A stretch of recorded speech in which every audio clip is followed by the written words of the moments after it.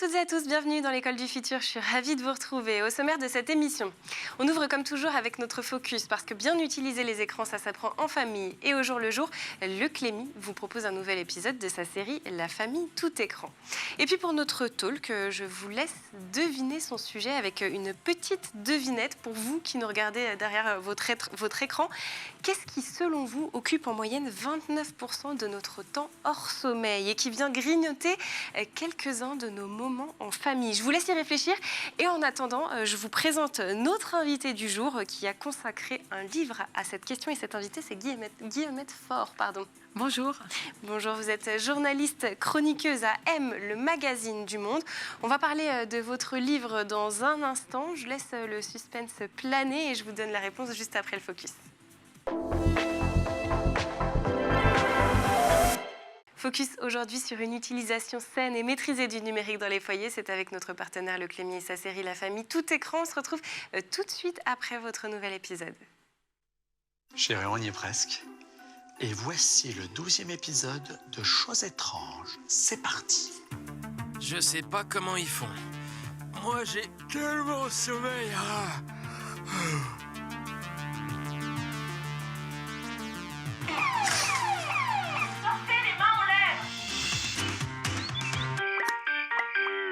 J'ai verrouillé la porte. On vous a pas vu depuis ce matin, la situation devient dangereuse, on doit intervenir. On comprend, c'est votre série préférée, mais là c'est n'importe quoi. En plus, Juliette, elle nous avait des épinards pour ce midi. J'aime pas les épinards. Et qui va m'aider pour mes maths aussi? Non, puis il y a une drôle d'odeur dans la chambre de Mélina. J'ai dit que j'aime pas les épinards. Sortez prendre l'air, il y a plein de choses à faire. Non, gardez la maison pour vous, mais ici c'est notre territoire, on y fait ce qu'on veut. Exactement. Ok, vous ne laissez pas le choix. Puisque toute la maison est à nous, ça comprend le disjoncteur. Bon bah, c'est bon, vous avez gagné. On sort. Les plateformes vidéo vous poussent à enchaîner les épisodes de séries. Ce gavage a des effets néfastes sur votre sommeil et votre alimentation. Il est indispensable d'apprendre à vous réguler. Montrez l'exemple. Vous êtes censé être déguisé en quoi? Bah, on est les personnages de la série Choses étranges. J'ai voulu les choses étranges, ouais. Il y a un ringard. Bonne soirée déguisée. Bon, j'espère que vous avez quand même suivi attentivement votre épisode de La famille tout écran, même si je vous avais posé cette devinette. Et j'arrête de vous faire mariner, même si j'imagine que beaucoup d'entre vous ont peut-être déjà trouvé la réponse. Ce sont bien évidemment les écrans qui occupent quasiment 30% de notre temps quotidiennement. Et si cette donnée concerne les adultes, les enfants, eux non plus, ne sont pas épargnés. Mais alors, si tout le monde est concerné, pourquoi est-ce majoritairement aux plus jeunes que l'on explique qu'il faut lever les yeux des écrans? Et pour une fois, si c'était eux qui donnaient quelques conseils à leurs parents, c'est le pari que s'est lancé notre invité du jour à travers un livre aussi drôle que malin, pensé pour ouvrir le dialogue en famille et qu'on va découvrir tout de suite dans le talk. Et je vous le disais, cette invitée, c'est Guillemette Faure, journaliste chroniqueuse à M, le magazine du Monde. Et également, je peux le dévoiler maintenant, autrice de cet ouvrage, Aide tes parents à décrocher des écrans, paru aux éditions Casterman en juin dernier. Alors Guillemette, en général, on écrit des livres pour les parents afin de les aider à réduire le temps d'écran chez leurs enfants. Vous avez fait le pari inverse avec un livre pour les enfants afin qu'ils aident leurs parents. Vous nous faites un petit pitch. Qu'est-ce qu'on va pouvoir retrouver dans cet ouvrage?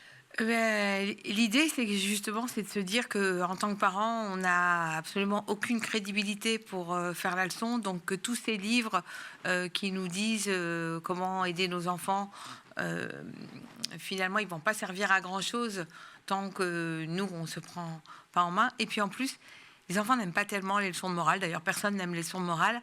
Donc, je me suis dit que de les inviter à faire des expériences, ce serait beaucoup plus tentant que de leur expliquer ce qu'ils font mal. Et donc, l'idée, c'est que les enfants vont prendre des cobayes qui ont sous la main, qui sont leurs parents.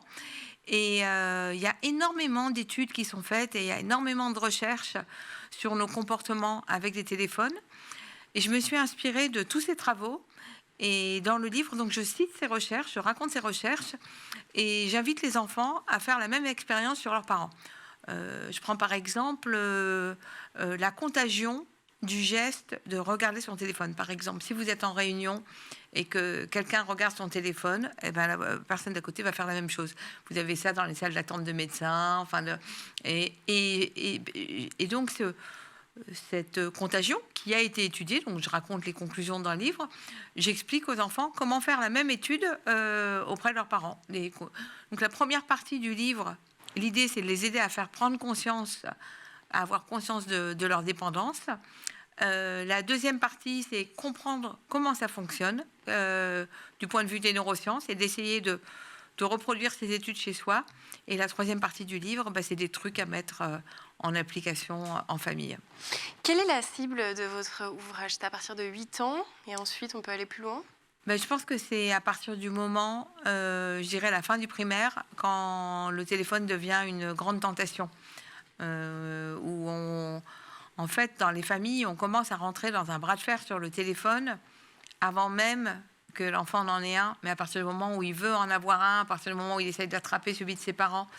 Et donc, les parents se trouvent dans cette relation un peu compliquée de dire non, non, c'est pas bon pour toi.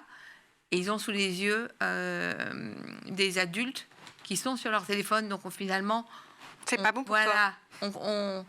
On contribue à en faire une espèce de rituel d'émancipation devant eux, dire puisqu'il n'y a que les adultes qui font ça, ça donne envie de grandir. Et en même temps, on leur dit non, non, c'est pas pour toi. Et donc, je pense qu'à partir de ce moment-là, donc je dirais CM1, CM2, ça devient intéressant de pouvoir regarder ce que ça fait. Est-ce que ce livre, il est né à proprement parler d'une enquête journalistique ou c'est plutôt les observations aussi très personnelles qui vous ont poussé à l'écrire? Alors en fait, j'avais écrit chez Casterman une bande dessinée sur la consommation et le marketing expliqué aux enfants. Parce que je m'étais dit, en fait, on a beaucoup de livres d'éducation à la citoyenneté, d'éducation à l'écologie. Et en fait, consommer, c'est ce qu'on fait toute la journée. Il n'existe pas de bande dessinée, d'ouvrage jeunesse sur le sujet. Donc c'est pour ça que je l'avais fait. Et après, ça nous semblait que l'étape suivante naturelle, c'était les écrans. Mais je me suis fait des nœuds au cerveau pendant longtemps parce qu'à chaque fois que j'avais une idée sur la façon de raconter ça, je me disais « Ah non, là, ça sent le discours d'adultes en surplomb qui font la morale. » Et donc, il y a eu un jour où tout d'un coup, j'ai eu un éclair de génie en passant dans une école et en voyant une de ces affiches de conférences avec marqué tel jour, conférence sur vos enfants et les écrans. Et je m'étais dit, mais si en fait c'était l'inverse, si des enfants passaient devant une affiche où on leur proposait une conférence, vos parents et les écrans. Et donc j'ai commencé en partant comme ça et en tirant ce fil-là. D'ailleurs, vous l'avez dit, et c'est le titre du livre, on parle des écrans. Pourtant, dessus, on voit ce qui est dessiné, c'est un smartphone. Pourquoi avoir fait le choix de parler d'écran et pas de smartphone? Parce que d'abord, je voulais parodier les livres qui existent sur le sujet et dans lesquels on dit toujours le mot écran. En fait, le mot écran, il est toujours péjoratif et c'est une expression de parents de dire les écrans. Ça n'existe pas des enfants qui disent passe-moi les écrans, je ne sais pas où j'ai rendu les écrans. Donc, c'était parodier ce ton-là. Je l'explique dans l'introduction d'ailleurs que c'est un mot de parent, écran. Et puis, ensuite, on a choisi le smartphone parce que c'est là-dessus que se concentre la plupart des tensions dans les foyers. Justement parce que, contrairement aux autres, on les déplace plus facilement. J'aurais aussi pu parler des jeux vidéo, mais c'est pas la même problématique. Puis ça concerne moins les parents aussi, potentiellement. Les études que j'utilisais sont surtout des études qui sont faites sur les smartphones. Pour revenir sur la construction de cet ouvrage, vous êtes vous-même maman. Est-ce que vous avez peut-être tiré des observations de votre quotidien pour le construire? Alors, la première chose, c'est que je m'étais déjà dit, à chaque fois que j'ai j'ai une fille de 16 ans, donc grosso modo, on va dire que ça fait à peu près 8 ans que c'est le sujet numéro 1 des tensions, comme dans toutes les familles.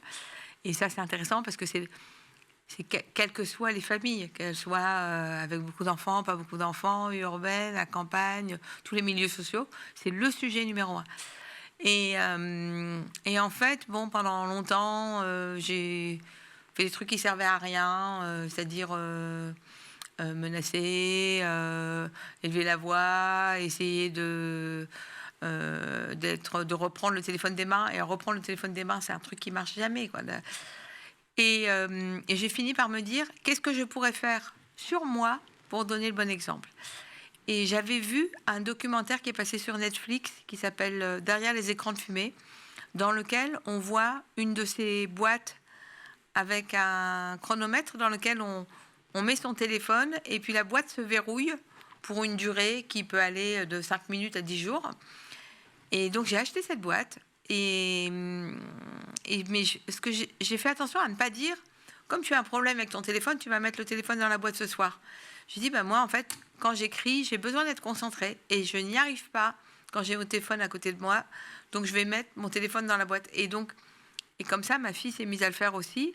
Mais je lui ai jamais dit, je veux que tu le fasses. Et cette idée de passer par l'exemple et pas l'injonction. Par l'exemple. En fait, ce qui est très étonnant, c'est qu'on le fait dans plein d'autres domaines. C'est-à-dire qu'on le fait pour le sport. On sait que, par exemple, dans les familles où les parents fument, un enfant sur 2 fume. On sait que pour l'alimentation, il y a un lien entre l'alimentation des parents et celle des enfants. Et bizarrement, le téléphone, sans doute parce qu'on n'a pas envie de le lâcher, on ne s'interroge pas sur l'exemple qu'on donne. Alors, je suis allée dans une école primaire, rencontrer des CM1 et des CM2, et je leur ai posé la question. Alors, et vos parents et les écrans ? Et alors là, ça a été un festival. Ils sont tous mis à imiter leurs parents, les parents à qui on pose des questions et qui répondent en faisant et puis qui ont complètement la tête ailleurs. Et ils racontaient aussi la mauvaise foi des parents qui disent non, mais moi c'est pour le travail, en disant mais en fait ils disent ça, puis on voit qu'ils sont en train de suivre le foot à la télé ou d'acheter des robes sur Vinted. Donc en fait, les enfants sont pas dupes, et c'est pour ça que un discours qui viendrait que de nous serait pas crédible. Donc finalement, le but aussi de cet ouvrage, c'est pas uniquement de s'adresser aux enfants, c'est peut-être d'instaurer une discussion en famille. Et en même temps, j'ai envie de dire que ça veut dire que pour ça, il faut que les parents acceptent d'acheter ce livre. Et en même temps, ça veut dire aussi reconnaître qu'on a un problème avec son téléphone. Ça, c'est peut-être la plus grande difficulté. Alors déjà, je mise quand même beaucoup sur le fait que dans les familles, quand il y a 2 parents, ils ne sont pas tous les 2 toujours sur la même longueur d'onde.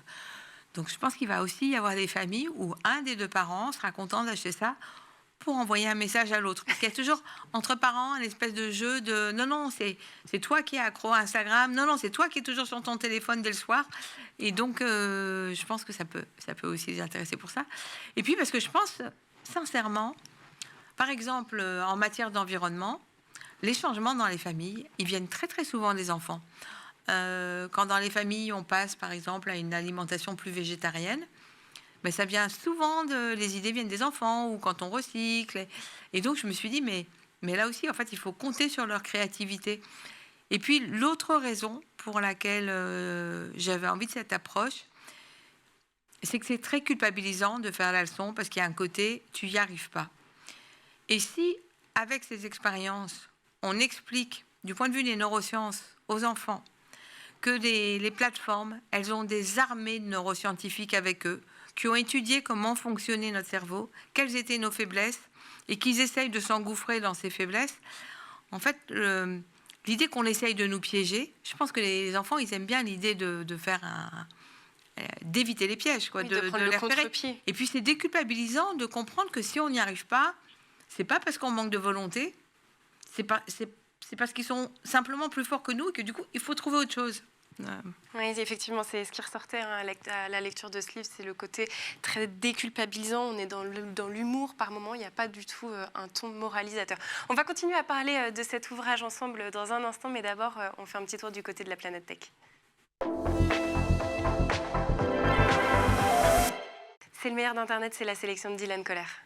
In Singapore, there is no trash. Every day, over 2,400 trucks collect all the garbage and dump it in the bunker. There are 4 waste incineration plants across the country to burn trash 24 hours a day, 7 days a week, 365 days a year. The fire burns the trash in these factories, and the heat generated from this process becomes electricity to light up homes. The toxic smoke is filtered out and becomes super clean. The remaining ash, which they call new sand, is taken to a man-made island, which they soon plan to use used for non-structural construction like pathway bricks.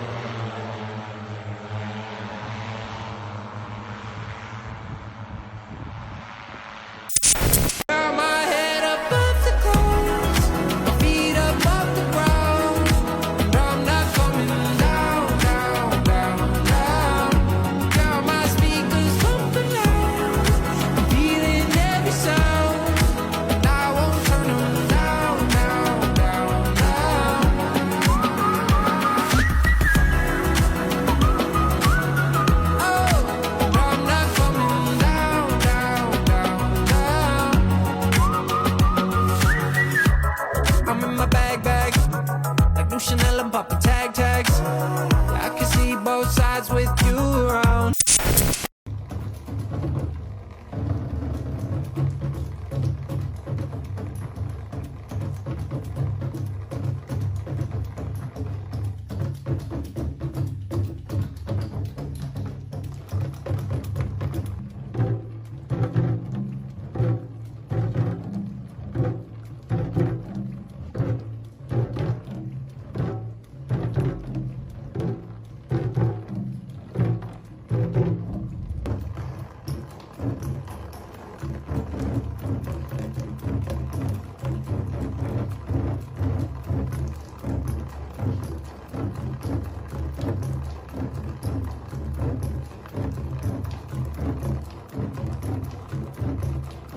Et nous voilà de retour sur le plateau de l'École du Futur, toujours en compagnie de mon invité, bien évidemment, Guillemette Faure, journaliste et chroniqueuse à M, le magazine du Monde, et surtout autrice de ce livre dont on est en train de parler ensemble, Aide tes parents à décrocher des écrans. Et on continue à le faire en seconde partie d'émission. Guillemette, juste avant de partir en pause, on était en train d'évoquer un petit peu la forme de ce livre, c'est-à-dire le ton à la fois très humoristique, déculpabilisant. Et il y a une chose aussi qui est très importante dans la forme sur cet ouvrage, qui est donc destiné aux enfants, si vous nous rejoignez sur School TV, c'est qu'il y a un énorme travail qui est fait sur la partie illustration. Je crois qu'on va avoir quelques images à l'écran pour que vous vous rendiez compte. Ça fait vraiment partie de l'ADN du livre. Oui, l'illustratrice Mélanie Dunturc a fait un travail extraordinaire. Ça commence dès la couverture, puisque si vous regardez les petits modèles de parents que vous voyez un peu partout, vous avez en bas à gauche un parent qui est enfermé aux toilettes avec son téléphone, parce que je pense que c'est une situation qui parle à beaucoup d'enfants. Et l'idée, c'était effectivement que ce soit drôle. On a fait des fiches, comme on a habituellement des fiches animalières. Là, on a fait des fiches des différents modèles de parents en fonction de leur comportement avec les écrans. Et puis, je pense qu'elle aime bien jouer un petit peu avec le gore, avec des enfants il y a des dessins de doigts coupés, de quelqu'un qui utilise mal son téléphone. Enfin, je pense que c'est joyeux et pas moraliste dans ces chouettes dessins. Finalement, est-ce que ce livre, on a un petit peu posé la question au début, mais est-ce qu'il s'adresse uniquement aux enfants ou est-ce que vous espérez aussi que certains parents le lisent? Alors, donc comme là, il vient juste de sortir, j'ai pas encore beaucoup de feedback de lecteurs, mais j'ai des feedbacks de CDI auxquels je les ai prêtés et on m'a dit que le livre sortait déjà énormément. Et donc des responsables CDI qui m'ont dit « Ah, mais j'ai appris plein de choses sur les neurosciences, on va le lire en classe ». Donc je pense que ça parle effectivement aussi aux adultes. Ça rejoint un petit peu aussi la question que je vous posais en première partie d'émission sur le fait que pour pouvoir le lire, ce livre, il faut l'acheter. Ça veut dire que les parents doivent reconnaître qu'ils ont un problème. Mais effectivement, en passant aussi par les CDI, c'est peut-être le bon moyen pour que les enfants, justement, ramènent le livre à la maison. En fait, je pense qu'il y a énormément de livres juste un peu sur le côté ton cerveau et les écrans. que des parents achètent ou ramènent de la bibliothèque. Et franchement, ça ressemble un peu à des punitions pour les enfants. Donc, je voulais prendre le contre-pied de ça. Ça peut aussi leur permettre aux enfants de préparer leur avenir, leur vie numérique aussi, tous ces conseils. C'est pas que pour aller embêter les parents et leur dire décroche de ton téléphone. Oui, et puis je crois que aussi, quelque chose d'important, et j'ai essayé de communiquer ça aussi, c'est au lieu de ne parler que de ce qu'il ne faut pas faire, à savoir scroller toute la journée sur son écran, c'est qu'il faut aussi rappeler ce qu'on peut faire quand on n'est pas sur écran. C'est-à-dire que quand on dit on va regarder, on va parler interroger le parent sur le temps qu'il a passé à regarder du sport sur écran versus le temps qu'il a passé à véritablement faire du sport. Donc c'est l'idée aussi de valoriser les choses qu'on fait. Et à aucun moment dans le livre, je ne prône le fait de la détox numérique complète. Le zéro écran. Parce que justement, le but, c'est pas ça, quoi. Le but, c'est de retrouver un équilibre. De sentir que c'est nous qui décidons de la façon dont on l'utilise et pas les scientifiques des plateformes. Oui, et puis il ne faut pas diaboliser non plus à 100% les écrans. Là, vous parlez de ce qu'on peut faire en dehors du temps d'écran, mais on peut aussi avoir du temps d'écran en commun avec ses enfants. Le tout, finalement, c'est juste de savoir comment les utiliser correctement. Par exemple, regarder une vidéo ensemble, ce n'est pas tout à fait la même chose que regarder chacun une vidéo dans son coin. Oui, et puis justement, par exemple, là, on parle dans la partie vidéo du fait que les vidéos de TikTok se terminent par, en général, font une boucle et se terminent par la même chose que ce sur quoi elles ont commencé. Comme ça, on n'est pas trop sûr que c'est la fin. On la regarde une deuxième et une troisième fois. Et ça les fait monter dans le référencement et dans l'algorithme de TikTok. Donc, c'est aussi apprendre à regarder pour comprendre. Par exemple, on parle aussi du fait que sur Instagram, les maisons de rêve ou les décors de rêve, on ne voit jamais de câble, on ne voit jamais d'écran. Donc, qu'est-ce que ça veut dire ? En fait, on est en train de regarder sur un écran des situations dans lesquelles il n'y en a pas du tout. On dit, ou quand on dit aux gens, imagine si dans ton film préféré ou dans ta série préférée, le héros était toujours sur son téléphone. Est-ce qu'il aurait vraiment l'air d'un héros pour soi ? Donc, c'est un peu ces questions-là qu'on peut avoir à l'esprit quand on est sur son téléphone.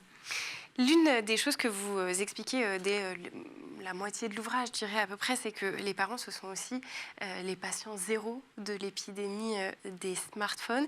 Et en même temps, j'ai envie de vous dire, la grande difficulté, c'est que en plus d'être les patients zéro, c'est aussi la première génération de parents qui, finalement, doivent apprendre à vivre avec un numérique omniprésent, donc doivent éduquer leurs enfants sur le sujet, mais doivent aussi s'éduquer eux-mêmes. Oui, c'est tout à fait vrai. Et puis en plus, je pense qu'il y a une grande différence entre les parents et les enfants. C'est que les enfants, dès qu'ils ont un téléphone entre les mains, on leur dit qu'ils sont accros. Alors que les parents se vivent complètement différemment. Ils sont beaucoup plus dans le déni. Donc, je trouve intéressant, par exemple, chez les jeunes adultes, on a déjà des sondages sur les jeunes adultes qui mettent en place des dispositifs pour contrôler leur temps d'écran. Et on voit que les Américains ont fait beaucoup d'études là-dessus, et on voit que c'est chez les 18-25 ans, c'est les plus nombreux à entreprendre de contrôler leur temps d'écran. Et donc, finalement, cette génération de parents, elle paye un peu les pots cassés de tout ça, parce que je pense qu'ensuite, il n'y a pas de raison qu'on décide que les écrans, ce soit quelque chose qui soit juste à être porté par les parents. Par exemple, l'alcool, le sucre, le tabac, la drogue, tous ces sujets-là, on a décidé que c'était un problème de société et pas que ce soit juste un problème des parents. On a décidé, par exemple, que dans les publicités, il y a des choses que les industriels n'ont pas le droit de faire. Ils n'ont pas le droit d'interpeller les enfants directement. On n'a pas le droit de faire du marketing des bonbons ou des fast-foods directement vis-à-vis des enfants sur des affiches. Donc, l'idée que pour les écrans, ce serait seulement aux parents de se débrouiller, ce serait juste une somme de décisions individuelles, je pense que ça ne va pas tenir longtemps. Donc, les pauvres parents d'ados en ce moment, c'est la mauvaise génération, c'est ceux qui ont été exposés à la déferlante, mais qui n'ont pas encore été aidés par des lois mises en place, quoi. Vous pensez qu'un jour on va sauter le cap, on arrivera peut-être Ça me paraît mais complètement évident. Je pense que ce sera un peu sur le modèle des entreprises du tabac aux États-Unis. C'est-à-dire qu'on a prouvé aux entreprises du tabac qu'elles avaient choisi, qu'elles avaient mis en place des mécanismes addictifs. Et donc, elles ont été obligées de payer des amendes pour ça aux États-Unis. Et je pense que là, on a déjà ça qui est en train de... Le New York Times vient de faire un article pour raconter qu'ils étaient tombés sur des documents de Snapchat et de Meta qui montraient qu'ils ciblaient délibérément les adolescents et leurs faiblesses, que Snapchat essayait d'encourager des utilisations pendant l'école. Donc je pense que tout ça est en train de sortir et qu'on va décider collectivement d'y mettre un terme, parce que le coût pour la société est quand même un peu trop élevé, quoi. Bon, on approche doucement de la fin de cette émission, donc peut-être quel message aimeriez-vous que les enfants retiennent de ce livre? Et je dis les enfants, mais il y a aussi les parents. En fait, moi, je pense que c'est un peu comme en mécanique, où on a toujours envie... Enfin, les enfants, par exemple, si vous leur donnez un Big Cat Cooler, ils vont le démonter pour regarder comment ça marche. Et là, c'est un petit peu... J'avais un peu la même envie, c'était qu'ils démontent cette utilisation du smartphone pour comprendre qu'est-ce qui fait qu'on est dessus à des heures à laquelle on avait décidé de ne pas être sur son téléphone, et pour pouvoir un peu se sentir un peu plus aux commandes, quoi. Et pour les parents qui nous regardent, un conseil tiré de votre ouvrage à mettre en place dès ce soir très facilement pour apaiser la relation avec les écrans? Je pense qu'il faut décider en famille d'endroits où il n'y a pas de téléphone. Comme ça permet d'éviter d'avoir à renégocier ça tous les soirs. C'est-à-dire que pas de téléphone dans les chambres, pas de téléphone à table, c'est le basique, quoi. Le basique et qu'on oublie malheureusement parfois. Et d'ailleurs, ça le démontre encore une fois, la couverture de cet ouvrage. Aux toilettes, à table, peu importe, voilà. On a toujours le téléphone avec soi. Merci beaucoup Guillemette Medfort, pardon, j'ai du mal à dire votre prénom tellement je veux articuler. Vous êtes journaliste, chroniqueuse à M, le magazine du Monde, et puis surtout vous êtes autrice de ce livre, Aide tes parents à décrocher des écrans. Il est déjà disponible puisqu'il est paru en juin aux éditions Casterman. Et puis c'était la dernière émission de l'année, donc j'espère que vous avez pris du plaisir à la suivre. En tout cas, moi, ça a été avec beaucoup de joie que j'ai animé cette émission tout au long de l'année. Un petit mot, bien évidemment, pour les équipes qui m'accompagnent, à la technique, la régie, au maquillage, sans qui toute cette émission, l'École du futur, ne serait rien. Et puis un mot spécial aussi à Lilian Brémond, à qui je dis souvent qu'il fait un formidable travail. Et c'est vrai, puisque c'est grâce à lui que nous avons couvert tant de sujets tout au long de cette année. Je vous souhaite un très bel été avec du soleil, du repos aussi, et une fois n'est pas coutume, prenez bien soin de vous. On se retrouve dès septembre avec toujours autant de plaisir.